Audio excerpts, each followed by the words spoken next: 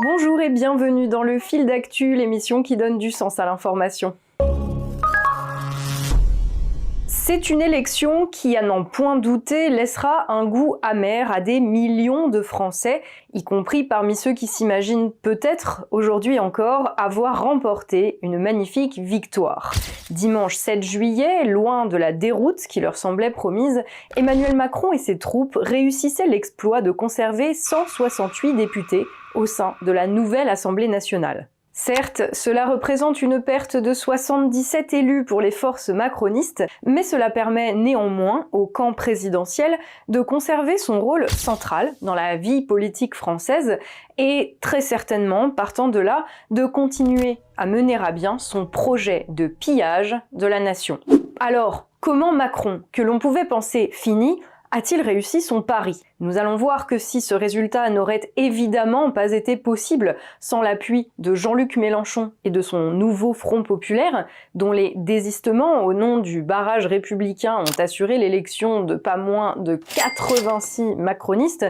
que si son succès aurait sans doute été moindre sans les étranges choix stratégiques de dernière minute de son adversaire Jordan Bardella, Emmanuel Macron doit surtout son score et son maintien à la tête de l'État à un véritable hold-up démocratique, ayant au moins le mérite de montrer à quel point nos institutions et nos fonctionnements politiques peuvent en temps de crise être utilisés pour bâillonner le peuple et lui voler son droit à décider lui-même de son destin. Nous allons détailler tout cela, mais tout d'abord nous vous rappelons que le Fil d'actu est un média 100% indépendant qui ne vit que du soutien de son public. Donc si après avoir visionné cette vidéo vous trouvez que l'analyse que nous y avons développée est pertinente ou tout simplement intéressante, même si vous n'y souscrivez pas à 100%, on vous invitera à soutenir notre travail via notre page de financement participatif Tipeee, dont vous trouverez le lien en description sous la vidéo. Mais ça, on verra tout à l'heure. Tout de suite, place à l'analyse. Le moment difficile, c'est maintenant, et c'est pour ça qu'il faut qu'il manœuvre d'une manière telle qu'on ne dise pas qu'il pratique un déni de démocratie. On le disait condamné, abandonné de tous ses proches, on lui prédisait un groupe réduit à moins de 100 députés et une défaite si cuisante qu'il n'aurait d'autre choix que la démission. Il faut dire qu'en 7 ans, il avait fait tant de mal au pays que tout le monde semblait avoir une bonne raison de le haïr. Les ouvriers, artisans et autres producteurs constituant désormais la base électorale du Rassemblement national, mais aussi tous les fonctionnaires, petits cadres, employés de la fonction publique en activité, au chômage ou en formation, ayant vu leur niveau de vie fondre ces dernières années au fur et à mesure que la France, vidée de ses moyens de production, s'appauvrissait. Il ne restait plus que quelques start-upers cocaïnés et un ensemble toujours plus restreint de retraités ayant joui toute leur vie d'une situation exceptionnelle pour lui accorder encore leur confiance. C'était une évidence, les jours d'Emmanuel Macron à la tête du pays étaient comptés. Pourtant, en quelques jours, le chef de l'État le plus détesté de la Ve République a réussi à déjouer tous les pronostics et à s'imposer comme le grand gagnant de l'élection qu'il avait lui-même provoquée, sans même pour cela avoir à intervenir dans le débat public. Un peu à la manière d'une équipe de foot qui, incapable de marquer des buts, réussirait à se hisser au plus haut niveau en comptant uniquement sur la capacité de ses adversaires à marquer contre leur camp. Car le fait est que des buts contre leur camp, les adversaires d'Emmanuel Macron en ont inscrit un certain nombre ces dernières semaines, même si tout cela n'aurait certainement pas suffi sans un arbitrage extraordinairement favorable au président. C'est un exemple de longévité, de sérieux, de professionnalisme. Mais arrêtons là la métaphore footballistique et entrons dans l'analyse concrète. En réalité, plusieurs facteurs cumulés viennent expliquer le succès de la stratégie présidentielle. La première, la plus évidente, est liée aux dynamiques sociales que nous évoquions dans notre dernière vidéo, croisée aux comportements opportunistes de dirigeants politiques se présentant comme opposants et apôtres du changement et s'empressant d'aller sauver les fesses du président et de préserver les rapports de force en présence, exactement comme il l'avait fait il y a 2 ans. Il ne faut pas donner une seule voix à Madame Le Pen.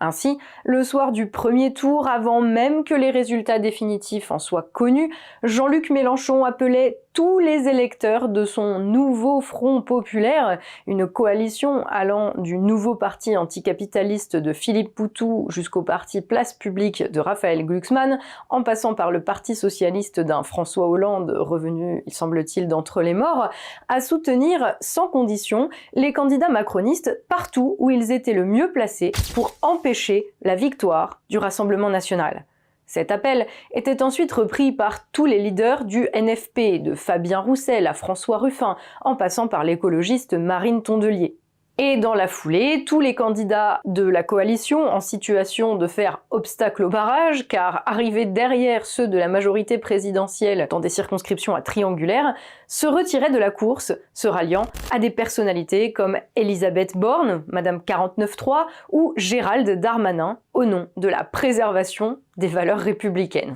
Dès lors, la question qui se posait était: les gens qui avaient voté pour le nouveau Front populaire, allaient-ils se plier à la manœuvre? Allaient-ils se soumettre sans broncher aux arrangements voulus par leur leader? Allaient-ils voter sans hésitation pour ceux qu'ils conspuaient la veille encore, pour ceux contre qui ils avaient perdu tant de jours de salaire l'année dernière afin de faire obstacle à leur réforme des retraites, après les avoir déjà fait élire une première fois, ceci dit? Allait-il, encore une fois, reconduire ceux qui, depuis 7 ans, n'ont eu de cesse de dégrader leurs conditions de vie et de travail, de réduire leurs revenus, leur liberté, de les arroser de gaz lacrymogène, et plus globalement de les humilier, de les insulter, de les mépriser, avec pour seul projet de continuer à agir de la sorte? Sans surprise pour nous, nous vous l'annoncions dans l'entre-deux tours, la réponse à ces questions fut un énorme oui, prévisible de par l'état d'esprit collectif de l'électorat NFP découlant lui-même du rôle social de cet électorat particulièrement homogène.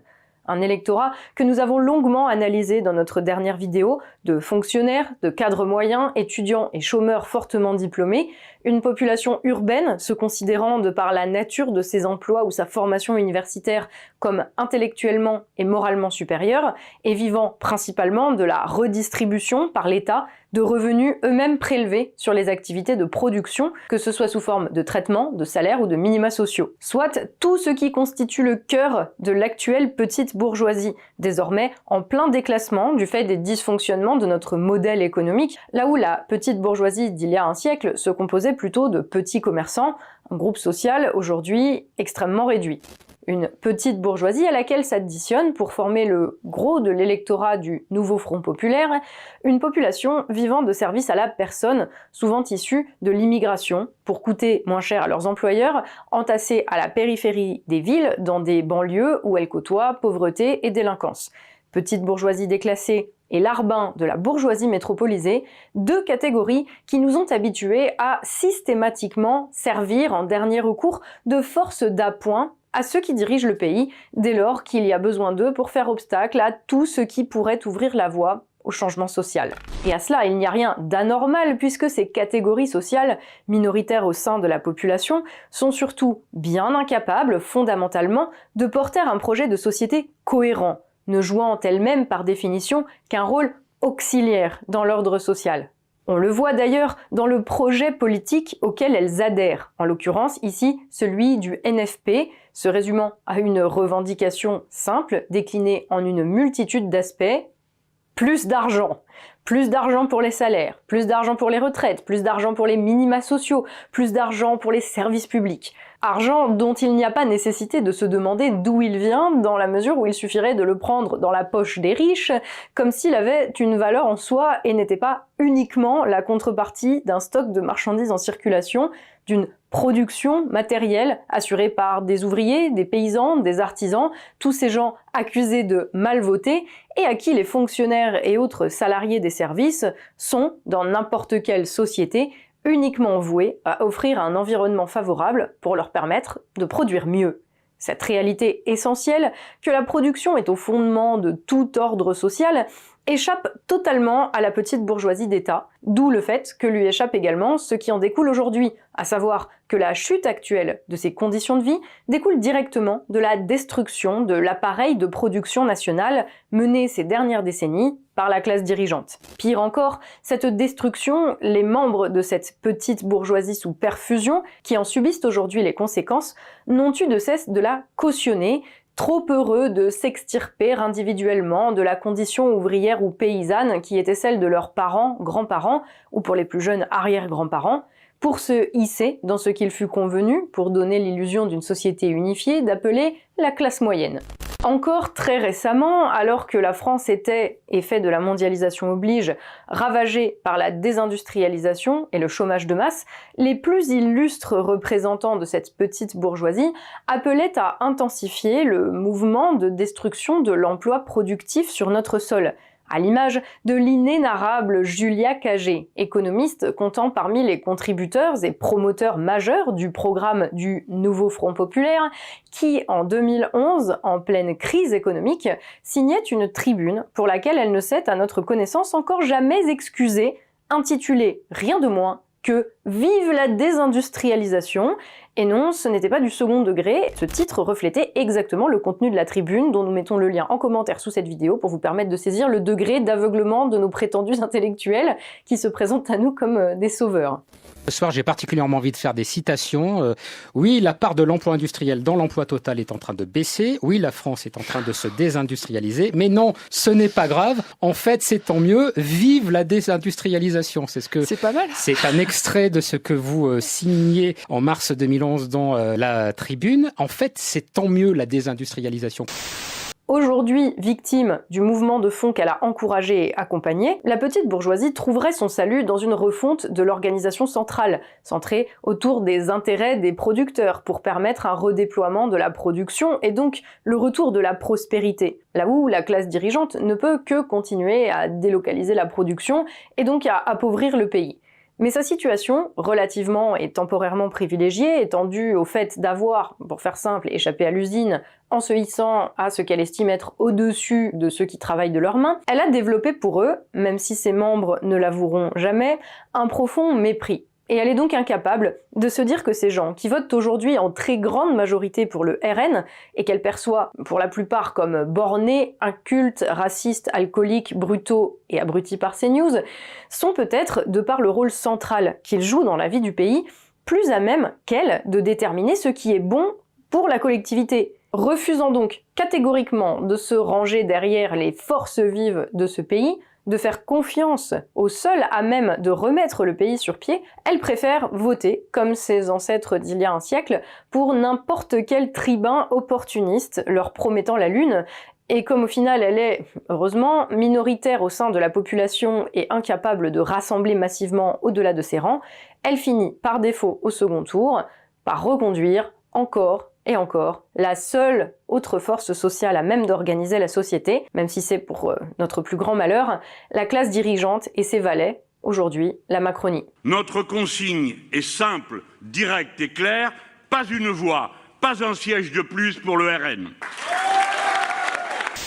Voiture-balai de ceux contre qui elle est systématiquement la première à aller perdre des journées de salaire en grève inefficace, la petite bourgeoisie continuera, chaque fois qu'il le faudra, à reconduire ses bourreaux. Avec, face à elle, le sens de l'histoire qui fait qu'à chaque nouvelle échéance, elle se retrouve un peu moins nombreuse, un peu plus déprimée, un peu plus affaiblie par des revenus et des conditions de travail en berne, entretenant les flammes de son propre enfer, jusqu'à ce que tous ses membres aient fini de brûler et qu'elle ne représente plus rien.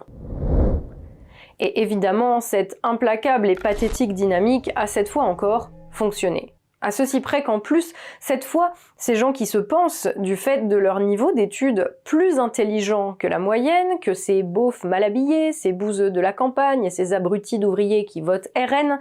s'imaginent avoir gagné l'élection, le mouvement politique bénéficiant de leur appui étant, par un mécanisme sur lequel nous reviendrons, celui qui a obtenu le plus de députés. Une victoire qui n'en est évidemment pas une, puisque même à compter que les différents groupes parlementaires issus de leur nouveau Front populaire réussiraient à s'entendre dans la durée, leur nombre de députés, 182, est très loin de la majorité absolue, fixé à 289. Et si depuis 2 ans, la Macronie a pu gouverner sans majorité absolue par 49-3, c'est qu'elle bénéficiait du soutien d'autres forces politiques, ce qui ne serait pas le cas d'une majorité relative Nouveau Front Populaire. En conséquence, peut-être un gouvernement NFP serait-il en mesure d'obtenir, avec le soutien du Rassemblement national, l'abrogation de la réforme des retraites. Mais pour le reste, il se verrait balayé par une motion de censure au premier vote important, comme celui du budget à l'automne prochain, et ne pourrait en aucun cas appliquer les mesures phares de son programme. Voici la raison pour laquelle tous ceux qui, parmi les génies de la classe moyenne déclassée, montrent aujourd'hui leur biscotto et vantent leur formidable victoire, risquent bientôt de se réveiller avec une sévère gueule de bois et se rendre compte qu'ils n'ont fait encore une fois que servir de pion à la Macronie. Ce qui, encore une fois, ne les empêchera pas de refaire exactement la même chose à la prochaine élection. Mais la soumission de l'électorat du Nouveau Front Populaire, le fait que la petite bourgeoisie ait été précisément là où Macron avait besoin d'elle, ne suffit pas à expliquer la victoire de ce dernier. Si cette victoire a été possible, c'est aussi parce qu'encore une fois, ceux que les producteurs ont globalement choisis comme moyen d'abattre la Macronie ne se sont pas montrés à la hauteur de cette tâche. Certes, nous le verrons avec cette élection, le Rassemblement national a fait partout des scores élevés et a obtenu un nombre de députés jamais atteint jusqu'alors. Pourtant, au second tour, il échoue à transformer l'essai, y compris dans des circonscriptions où il était très proche de la majorité absolue au premier tour. Cela signifie que, clairement, dans l'entre-deux tours, le parti et son chef de file Jordan Bardella n'ont pas réussi à créer de dynamique en leur faveur. D'ailleurs, si le RN réussit, comme nous le verrons, à fédérer 37% des votants, cela reste en deçà des 41,45 recueillis par Marine Le Pen au second tour de l'élection présidentielle. Une élection certes de nature différente, mais pas tant que cela au regard des enjeux de ces législatives. Les médias, tout comme d'ailleurs le RN, se sont empressés de rejeter la responsabilité de ce relatif échec sur l'amateurisme de certains candidats. Pourtant ici, cette explication nous semble un peu facile. Déjà parce que sur une élection comme celle-ci, ce sont très largement les enjeux nationaux qui ont déterminé le vote des électeurs. Et deuxièmement, parce que si l'échec du RN découlait uniquement du comportement de certains candidats raillés dans les médias, alors cet échec aurait été particulièrement marqué dans les circonscriptions concernées, ce qui, dans les faits, n'a pas été le cas. Ici, au fil d'actu, nous avons une autre piste pour expliquer l'incapacité du RN à remporter plus de 143 circonscriptions. Néanmoins, comme nous ne disposons pas pour l'instant de données détaillées sur la structure sociologique de l'électorat RN et son évolution entre le premier et le second tour, cette piste est très difficile à confirmer et reste donc pour le moment du domaine de l'hypothèse. Cette hypothèse, c'est que si le bulletin de vote RN cristallise aujourd'hui les mécontentements des travailleurs de la production, et que le vote RN est donc un vote de classe, les dirigeants du RN, eux, n'ont pas pleinement conscience de ce qui meut leur base électorale. Partiellement aveugles à ces attentes, il peut donc leur arriver d'opérer de brusques revirements opportunistes voués à attirer à eux de nouveaux publics, et qui, faute d'avoir les effets escomptés, peuvent provoquer le rejet d'une partie de la base sociale du RN, et donc une démobilisation de son électorat. Car, au fond, pourquoi les ouvriers, les artisans, les paysans, les oubliés de la mondialisation relégués dans la France périphérique, votent-ils RN ? Pas, comme le pensent certains militants surreprésentés sur les réseaux sociaux mais ultra minoritaires dans la vraie vie, aussi bien zémouriens que mélenchonistes, et les artistes et autres mondains appelant systématiquement au barrage, parce que fondamentalement, ils détesteraient les Noirs et les Arabes. Dans le monde réel, les gens normaux votent RN, principalement parce qu'ils veulent être protégés, et notamment de tous les effets de l'absence de règles et de cadres communs. Ils veulent être protégés d'une immigration anarchique et incontrôlée. Ils veulent être protégés de la concurrence internationale, de la rapacité de ceux qui leur volent les fruits de leur travail, qui les privent de leur capacité à vivre bien et tentent de leur prendre jusqu'à leur dignité, protégés d'un État qui leur impose taxes et règlements absurdes pour servir toujours la même minorité et ne les fait jamais bénéficier de ces investissements. Partant de là, pas sûr qu'un électeur se trouvant dans cet état d'esprit soit particulièrement heureux de voir Jordan Bardella s'acoquiner avec un politicien de carrière proche de Nicolas Sarkozy,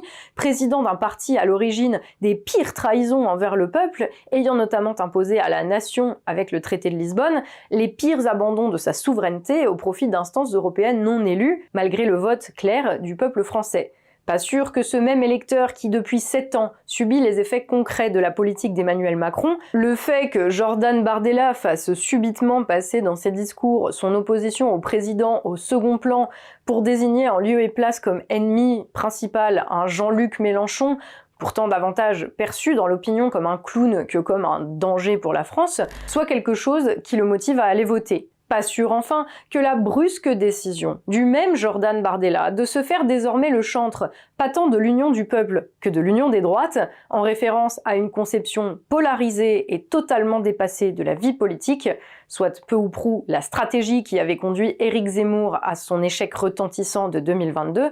est réellement joué en sa faveur auprès d'un public qui précisément ne se reconnaît pas dans les étiquettes traditionnelles, quelles qu'elles soient, et attend de ses représentants qu'elles les dépassent pour se mettre entièrement au service de la France, plutôt que de chercher à ressusciter tous les zombies de la vie politique. Alors, erreur stratégique de la part de Jordan Bardella et du Rassemblement national? Le problème est en réalité un peu plus profond. Car derrière les choix stratégiques, il y a des conceptions du monde. Et derrière les conceptions du monde, la question des catégories sociales que l'on entend servir. Or, si le RN entend peser réellement sur le destin de la France, il lui reste à déterminer qui il sert véritablement. Entre les travailleurs qui votent aujourd'hui massivement pour lui et les bourgeois et retraités nostalgiques de l'ère Sarkozy qu'il espère attirer via des alliances contre nature, ou en lançant la rumeur de la nomination possible d'un banquier d'affaires à Bercy en cas de prise du pouvoir. Manifestement, entre satisfaire le peuple et rassurer la finance, le parti de Jordan Bardella et de Marine Le Pen reste tiraillé,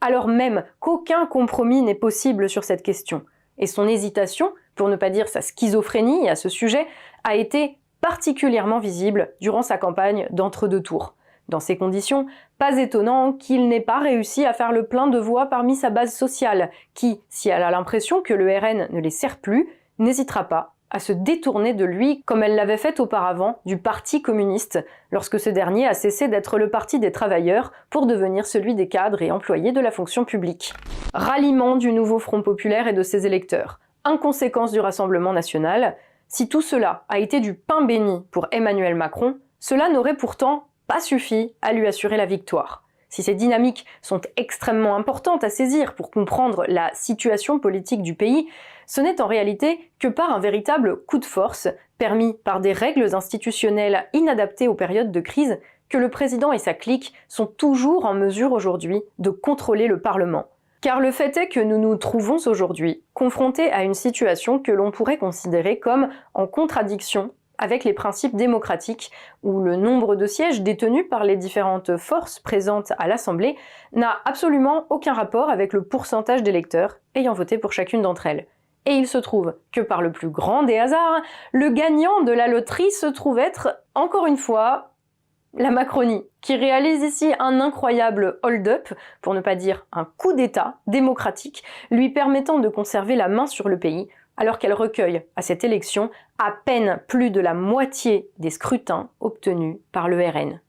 Reprenons les choses dans le détail. Dans la nouvelle Assemblée, le nouveau Front populaire totalise 182 députés, répartis en une multitude de groupes parlementaires. Ensemble, le cartel présidentiel 168 et le Rassemblement national arrivent en troisième position avec 143 députés. Pourtant, si l'on regarde les scores de chaque formation en termes de nombre de voix recueillies, le rapport de force se révèle très différent. À ce propos, il est très facile de trouver en ligne les résultats du second tour, mais ces derniers ne reflètent pas toute la réalité, dans la mesure où ils excluent les voix des électeurs des 76 circonscriptions où le député a été élu dès le premier tour. Au fil d'actu, nous avons donc ajouté aux résultats généraux du second tour ceux du premier tour dans les circonscriptions concernées, afin de ne laisser personne sur le carreau. Ce qui ressort de ce calcul, c'est qu'en termes de vote, le RN arrive largement en tête avec plus de 11,5 millions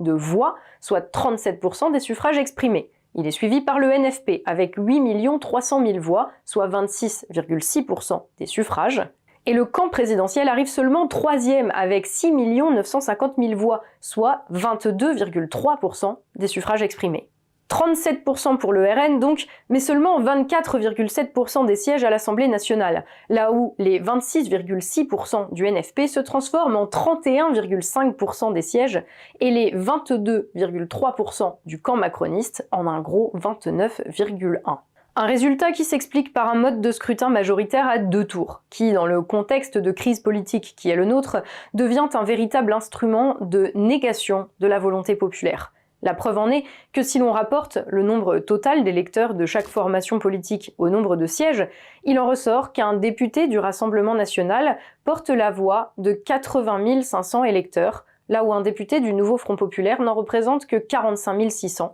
et un député de la majorité présidentielle uniquement 41 400. Dit autrement, en France, en 2024, un électeur du Rassemblement national a 2 fois moins de poids sur la vie politique qu'un électeur macroniste. Le vote d'un ouvrier meurthe-et-mosellan ou d'un agriculteur creusois a 2 fois moins de valeur que celui d'un cadre parisien à la retraite ou d'un start-upper bordelais. Là est le véritable scandale que révèle cette élection, preuve du fait que la Ve République a cessé de fonctionner, sinon contre le peuple, que notre démocratie n'en a plus que le nom et que le seul rôle qui lui reste est de barrer la voie à toute possibilité de changement. C'est là qu'est le véritable scandale que révèle cette élection, preuve du fait que la Ve République a cessé de fonctionner, sinon contre le peuple, que notre démocratie n'en a plus que le nom et que le seul rôle qui lui reste est de barrer la voie à toute possibilité de changement. Un scandale que bien sûr tous les grands démocrates qui pullulent sur les plateaux de télévision se gardent bien de dénoncer, tant ils tirent un avantage personnel et politique de la situation. Avec cette élection, nous entrons donc dans une nouvelle étape de la décomposition politique de notre pays. Celle où l'élection, par ses règles dépassées, conçues en d'autres temps, amène l'exact contraire de la volonté populaire, sans que les gagnants de ce système n'aient à se débarrasser de leur vernis démocratique. À court terme, cela fait bien sûr les affaires de la classe dirigeante. À long terme, pourtant, l'onde de choc que provoquera cette information, une fois que les Français auront eu le temps de la digérer, risque bien d'être dévastatrice, tant elle bat en brèche le récit démocratique sur lequel nos dirigeants ont bâti leur pouvoir et contribue à la délégitimation de nos institutions.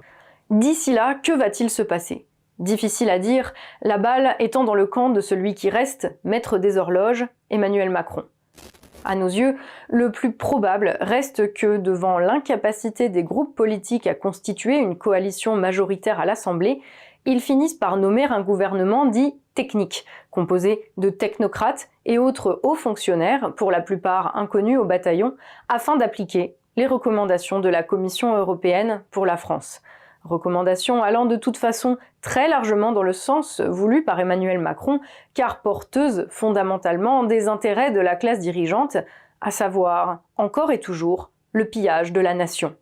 Rapidement, ce pillage devrait s'accompagner d'un nouveau tour de vis budgétaire, opéré au nom du désendettement de la France et qui n'aura pour effet réel que de la fragiliser toujours plus et d'alimenter toujours plus la défiance envers le pouvoir en place. Ce qui, naturellement, emmènera inéluctablement une nouvelle vague d'instabilité et une autre, à chaque fois plus forte que la précédente, jusqu'à ce que, d'une manière ou d'une autre, les digues cèdent et que ceux qui font vivre ce pays prennent enfin la place qui leur revient. Ce jour-là, soyez assurés que nous serons à vos côtés.